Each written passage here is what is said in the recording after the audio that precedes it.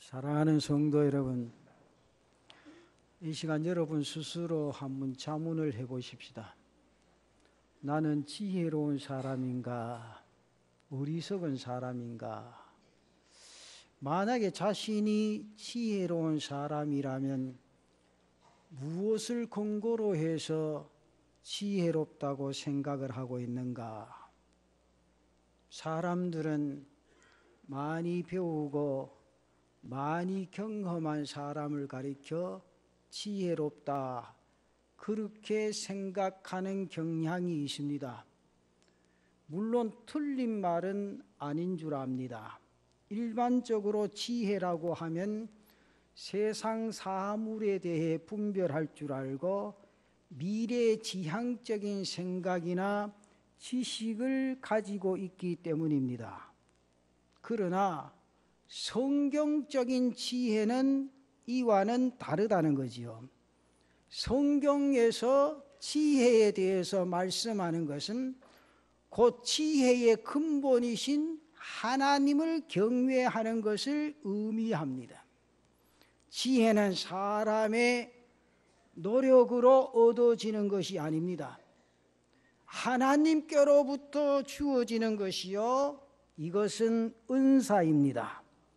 공부를 많이 하지 못해도 지혜로운 사람들이 있습니다. 목사님께서 이런 말씀을 하시는 걸 들었습니다. 그분의 어머니는 세상에서 공부를 그리 많이 하지를 못했습니다. 중학교에 다니시다가 생활이 어려워서 중도에 그만두셔야 했습니다. 반면에 아버지는 대학원까지 공부를 하시고 목사가 되셨습니다.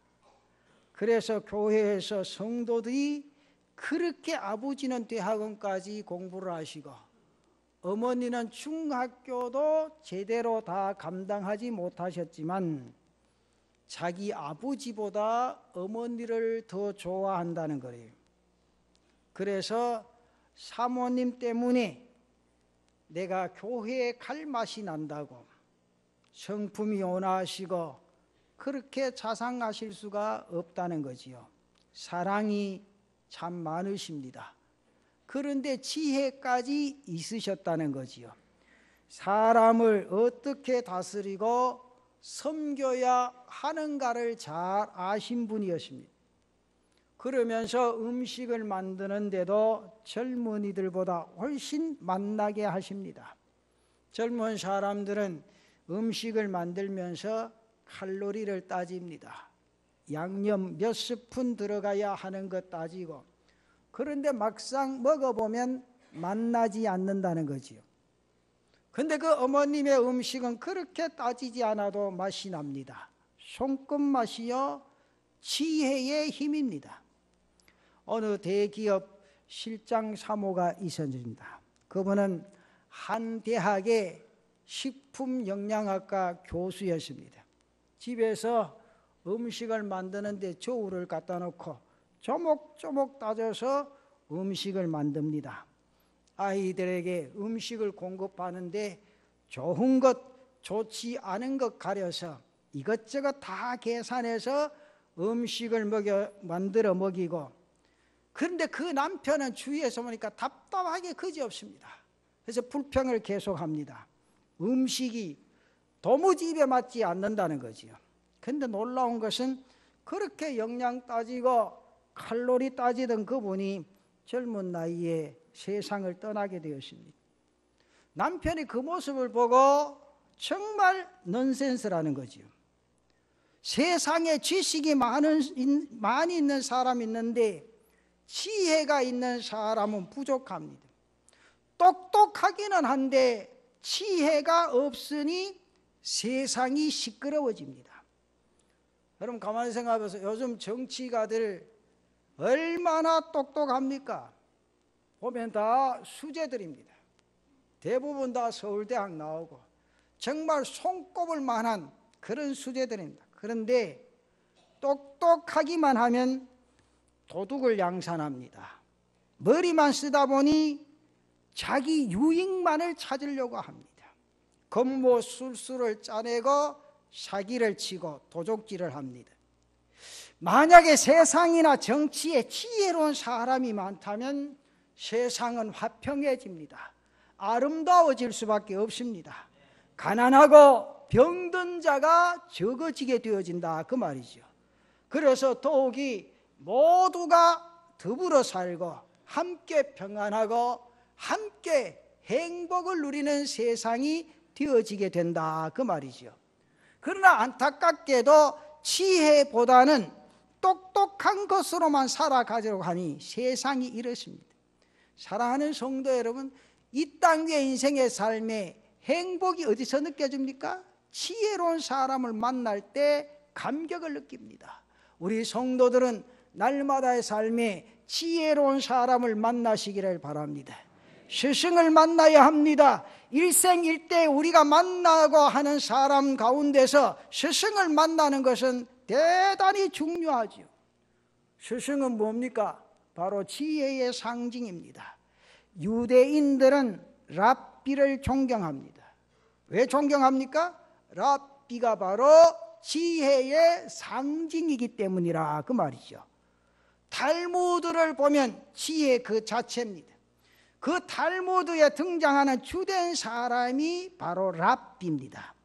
랍비들의 지혜가 바로 거기에 모아져 있습니다.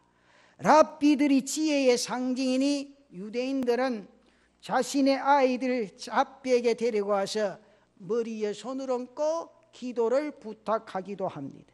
성경에 보면 어린아이들의 부모들이 예수님께 자기 아이들을 데리고 와서 기도해 달라고 부탁하는 내용이 성경에 나옵니다. 왜냐하면 예수님을 랍비로 여겼기 때문이라 그 말이죠.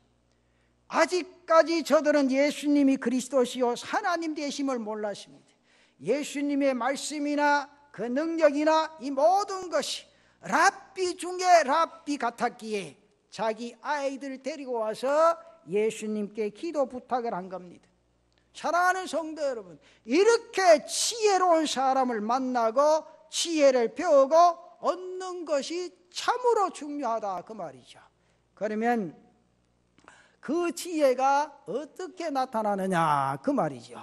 오늘 성경에 나타난 말씀을 가지고 몇 가지를 한번 생각해 보십시오. 첫째로 그 참 지혜는 행함으로 나타난다는 겁니다.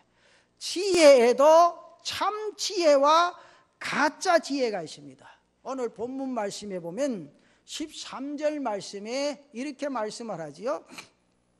너희 중에 지혜와 총명이 있는 자가 누구냐? 그는 선행으로 말미암아 지혜의 온유함으로 그 행함을 보일지니라. 야고보 사도는 지혜를 드러내 보이라 그렇게 말합니다. 이는 지혜에도 거짓과 참이 있다는 이야기입니다. 참 지혜라면 그것을 보이라는 겁니다. 스승이 있습니다. 그 스승 가운데 참 스승이 있고 거짓 스승이 있습니다. 참 스승은 지혜로운 것을 가리키고 덕을 베풀고 온화하고 섬기게 합니다. 그러나 거짓 스승은 술수를 가르칠 뿐입니다. 그 술수를 지혜라고 말합니다. 나무도 그 열매를 통해야 합니다. 좋은 열매를 맺는 나무가 있고 나쁜 열매를 맺는 나무가 있습니다. 그 열매를 통해 나무를 알 수 있습니다. 이렇듯 지혜도 분별할 수 있다 그 말이죠. 그런데 오늘 성경에 참 지혜는 그 행위로 알 수 있다. 참 지혜는 선행을 하게 된다. 먼저 겸손하다는 겁니다. 절대 자기 자랑을 하지 않습니다. 자기를 드러내기나 자기를 내세우지를 않습니다. 그리고 사랑을 베풉니다. 화평하게 합니다. 다른 사람을 기쁘게 하고 감격하게 하고 행복하게 합니다. 그러나 거짓 지혜는 시기와 질투를 낳게 하고 이간질을 하고 화목을 깨뜨리게 하는 일을 한다 그 말이죠. 여러분, 방영된 드라마 가운데 마이라는 드라마가 있었습니다. 조선시대 현종대 어의를 지낸 백광현에 대한 이야기를 드라마로 엮어서 만들었습니다. 백광현은 마의 출신입니다. 요새 말로 말하면 수의사 출신이라 그 말이죠. 여러분, 지금은 수의사 되기가 얼마나 어려운지 모릅니다. 지금 이제 대학 수능 시험을 치고 이 수의사 그 과목에 보면 어느 대학인지 수십 대 1, 그렇게 굉장히 수의사가 인기지요. 그런데 당시 수의사는 아주 천한 직업이었습니다. 그러한 자가 인의가 되어서 해민서에 들어가게 되고 후에 왕을 담당하는 주치의가 되는 과정을 그린 드라마지요. 그 드라마를 보면 백광현과 그를 시기하고 질투하는 사람들과의 갈등의 모습이 그려져 있습니다. 특별히 이명하는 어떻게 하면 백광현을 내쳐러 먹일까, 죽일 수 있을까 궁리하는 사람이, 그도 한때는 지혜로운 사람이었습니다. 하나 권력욕을 가지면서 변질되어 가지고 모든 것을 자기 권력 중심으로 보고 자기가 칭찬받고 자기가 높임을 받으려고 합니다. 그러다 보니 자신의 심기가 불편하고 자기 자리가 위협되는 자가 나타나면 모조리 다 내다 쳐버립니다. 그런데 백광현은 명예나 지위보다는 사람을 소중히 여깁니다. 어떻게 하면 사람을 살릴 수 있을 것인가를 생각하고 우수를 배우고 그 우수를 익혀나갑니다. 그는 사람을 살리는 일을 합니다. 그러면서 그는 사람들과 화평을 만들어 가고 있습니다. 사람들에게 기쁨을 줍니다. 사람들에게 행복을 주려고 노력을 합니다. 이 두 사람의 모습의 표정을 보면 완전히 다릅니다. 뭐가 다릅니까? 마음이 다르지요. 마음이 다르니까 뭐가 다릅니까? 행동이 달라집니다. 참 지혜와 거짓 지혜의 참 지혜. 참 지혜는 그 선행으로 드러난다 그 말이죠. 사랑하는 성도 여러분, 우리는 예수 안에서 믿음을 가지고 땅 위의 삶을 살아가는 성도들입니다. 우리의 선행을 통해 하나님 앞에 참 지혜자의 삶을 살아갈 수 있는 성도들 되시기를 바랍니다. 그리고 두 번째 참 지혜는 어디에서 옵니까? 위로부터 온다 그랬습니다. 지혜의 근원은 하나님이십니다. 따라서 하나님과 교통할 때 하나님께로부터 얻게 되어질 줄로 믿습니다. 그런 거로 경건에 이르기를 훈련하고 늘 하나님과 함께 하려고 노력할 때 하나님으로부터 얻게 되어진다 그 말이죠. 구약 성경에 보면 요셉이 바로의 꿈을 해석을 합니다. 다니엘이 느부갓네살의 꿈을 해석합니다. 그리고 그들이 하는 공통적인 고백이 있습니다. 뭡니까? 이 일은 내가 한 것이 아니라 누가 하신 것이라고? 하나님께서 하신 것이라.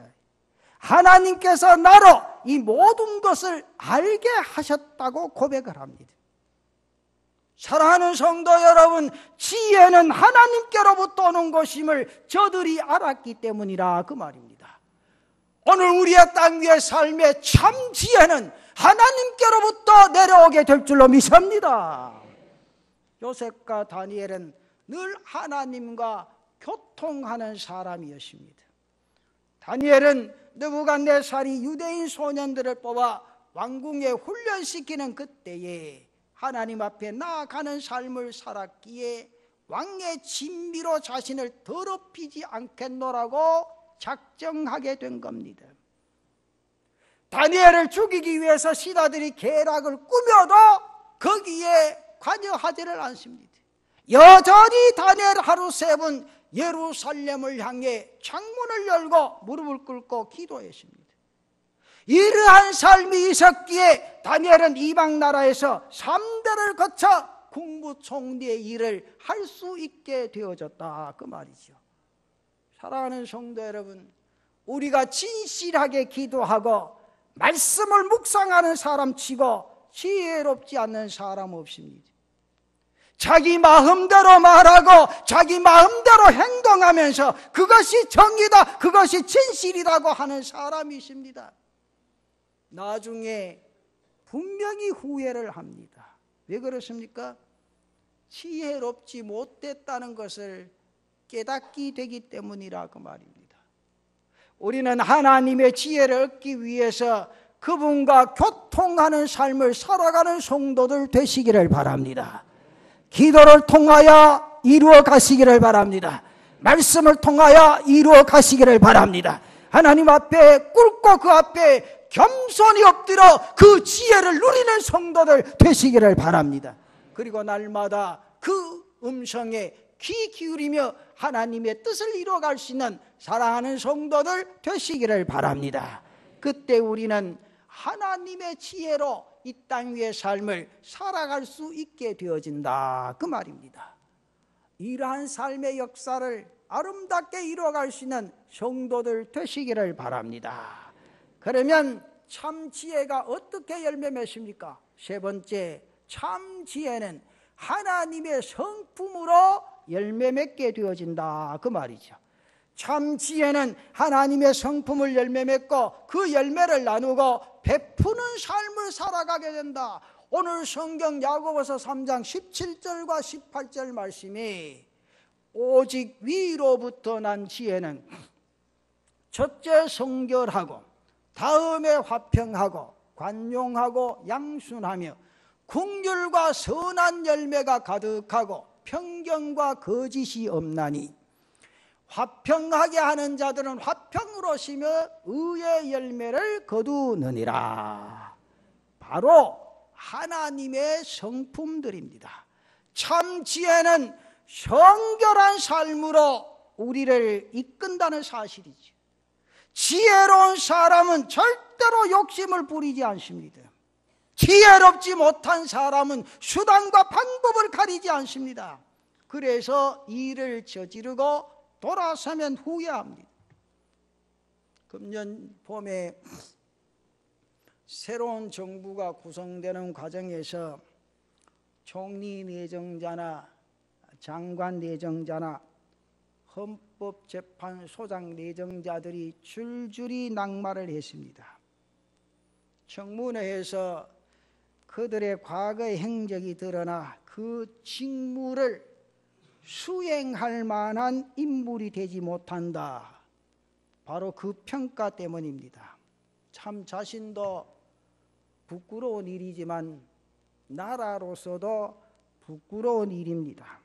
한 나라의 지도자들이라고 하는 사람들이 과거의 행적에서 부정하고 불의했습니다. 다른 말로 딱 한마디로 말씀을 드리면 지혜롭지 못했다, 그 말이죠. 자신의 잠시의 편의를 위하여 자기 자신의 안위를 위해서 그 조금의 이익을 얻고자 편법을 저지르고 부정을 행한 것은 잘못된 지혜로 인한 결과라, 그 말이죠.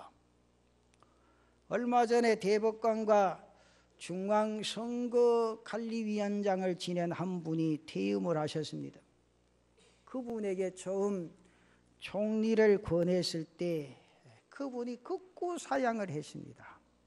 이유는 단 하나, 내가 대법관을 지낸 사람인데 행정부에 일하는 것이 옳지 않다는 겁니다. 여러분, 총리라는 자리가 대단한 자리 아니에요? 그 권력이 막강합니다. 여러분, 우리나라는 대통령과 총리의 권한이 대단합니다. 어느 나라보다도 대통령의 권한이, 왜냐하면 대통령 중심제니까 어쩔 수 없죠. 그 권한을 가져야 나라를 다스릴 수 있습니다. 그 다음에 대통령이 총리를 통해서 모든 일을 지시하는 거 아니에요? 그러니까 총리라는 그 직책은요, 그 힘이란 건 진짜 말로 다 할 수 없죠. 여러분, 장관 누가 들어가고 싶으면 총리가 다 이렇게 추천하죠. 총리가 다 해서 마지막에 대통령 사인만 나면 다 장관까지 할 수 있는 그런 위치. 누구든지 한번 해보고 싶은 그런 자리였지만 이분은 한마디로 사양을 합니다. 욕심으로 할 것이 아니라 도리가 우선이기 때문에 사양을 했습니다. 그분이 가진 재산을 들여다보니 그렇게 많지 않았다고 합니다. 자기가 생활할 수 있는 재산, 이분에 대한 일화들이 전해지면서 어느 누가 그를 가리켜서 이런 말을 했습니다. 이 시대에 참다운 재상도 이 나라에 있구나. 참 존경스럽습니다. 가슴이 뭉클하지요. 참 지혜로운 분이라 그렇게 여겨집니다. 이렇게 지혜로운 자는 성결합니다. 깨끗합니다. 왜? 하늘로부터 온 것이기 때문이라 그 말이죠.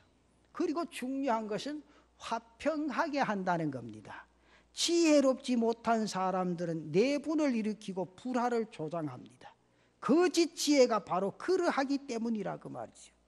거짓 지혜자는 마음속에 독한 시기를 가지고 있습니다. 질투가 있습니다. 다툼을 가지고 있습니다. 거짓말을. 오늘 성경에 야고보서 3장 14절에서 16절까지의 말씀에 이 내용이 그대로 나타나 있습니다. 그러나 너희 마음속에 독한 시기와 다툼이 있으면 자랑하지 말라. 진리를 거슬러 거짓말하지 말라. 이러한 지혜는 잘 보십시오. 위로부터 내려온 것이 아니요 땅 위의 것이요 정욕의 것이요 그 다음 중요하지 뭐라 했죠? 귀신의 것이다. 시기와 다툼이 있는 곳에는 혼란과 모든 악한 일이 있음이라 그렇게 말합니다. 여러분, 하나님께로부터 온 지혜는 화평케 합니다. 관용합니다. 양순합니다. 긍휼합니다. 거기에 선한 열매가 맺혀지게 된다 그 말이죠. 우리 제단의 모든 성도는 이런 지혜로 땅 위의 삶을 살아가는 은혜가 있으시기를 축원합니다. 이러니 그들이 있는 곳에 하나님의 나라가 되는 겁니다. 오늘부터 다음 주까지 각 기관에 총회가 있습니다. 정말 금년의 회장이야 임원들, 임사들 수고 많이 하셨습니다. 누가 책해 주는 것도 아니고 누가 위로해 주는 것도 아니고 누가 격려해 주는 것도 아니지만 주의 일이기에 묵묵하게 잘 감당하셨습니다. 참으로 감사합니다. 이제 오늘 총회를 통해서 또 새로운 일꾼을 뽑습니다. 여러분, 누가 세워든지 간에 거기에 상관하지 마세요. 하나님 앞에 상급이 회장이라고 많고 회계라고 적은 거 아닙니다. 내가 얼마나 그 직임에 성실하게 충실하게 하느냐가 중요하다 그 말이죠. 내가 있는 곳에 화평해지고 내가 있는 곳에 사랑으로 연결되어지면 그게 은혜라 그 말이죠. 절대로 시기하지 마. 나는 그분 때문에 못 간다 그런 말 하지 마세요.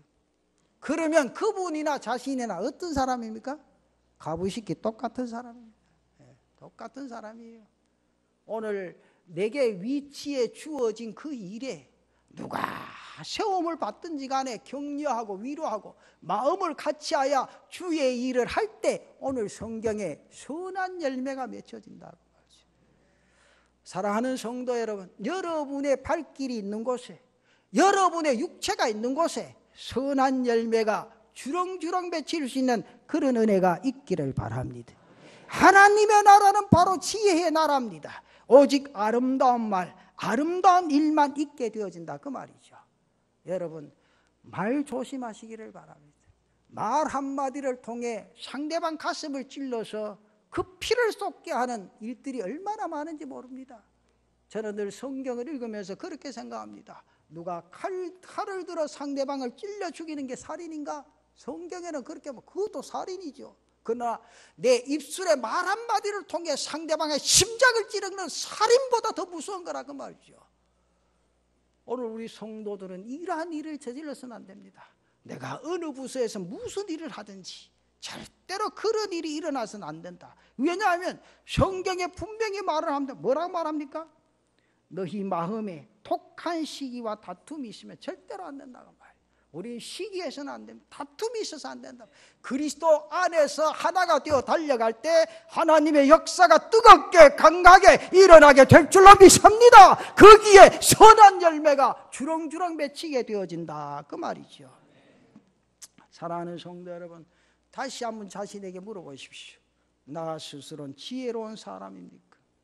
지혜로운 사람이라면 정말 내가 참 지혜로운 사람인가, 아니면 거짓 지혜에 빠져 있는 사람인가, 내 삶을 통해서 그것을 분별할 수 있습니다. 내가 행하는 것이 선을 행하는 것이라면 우리는 참 지혜를 가진 겁니다.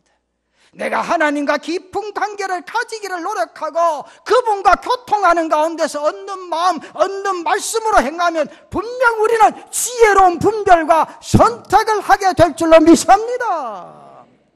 사랑하는 성도 여러분, 우리가 지혜로운 사람이라면 분명히 성경에 화평하게 하는 자가 된다 그랬습니다. 당신은 관용하게 되고 사람들에게 긍휼을 베풀게 될 것이라 분명히 말합니다. 우리 남부민중앙교회 성도 여러분, 이 해가 다가가기 전에 지혜를 구하는 성도들 되시기를 바랍니다. 하나님께 더 가까이 다가서는 은혜가 있기를 바랍니다. 그분 안에서 참 지혜를 얻으시기를 축원합니다. 그리고 그 삶을 살아가는 성도들 되시기를 축원합니다. 왜 그렇습니까? 여기에 자유가 있습니다. 여기에 평안이 있습니다. 여기에 행복이 있습니다. 이 삶을 통한 하나님의 뜻을 이루어가는 성도들 되시기를 축원합니다. 오늘 우리 교회가 정말 수십 년 달려오면서 그리스도의 은혜와 사랑, 하나님의 도우심으로 여기까지 왔습니다. 그렇다면 이제 성숙한 그리스도인으로서 날마다 선한 열매를 통해 하나님의 마음을 시원케 하고 내가 있는 그것을 통하여 그리스도의 사랑과 향기가 마음껏 나타나질 수 있는 신앙의 삶의 역사를 믿음으로 잘 이루어가는 귀한 은혜가 있기를 바랍니다.